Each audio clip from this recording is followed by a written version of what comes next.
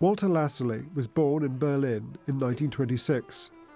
His father made industrial films, and it was here that Lassally first discovered his interest in filmmaking.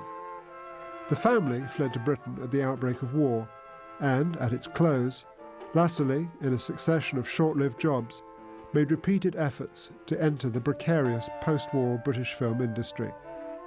His first credit as a cinematographer was in 1950 for a public information film on fire prevention.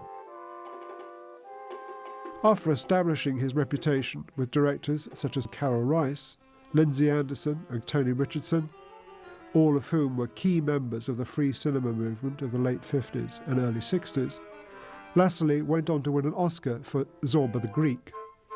In his later career, he avoided large-scale commercial ventures in favour of independent productions and worked on several Merchant Ivory films, such as Heat and Dust and The Bostonians. However, his name is indelibly linked with the pioneering work of the Free Cinema Directors and Woodfall Films, the production company set up by John Osborne and Tony Richardson. Actually sponsored in the days when what is now called the production board was then called the Experimental Film Fund, when they made Mama Don't Allow, of which Tony was one of the co-directors.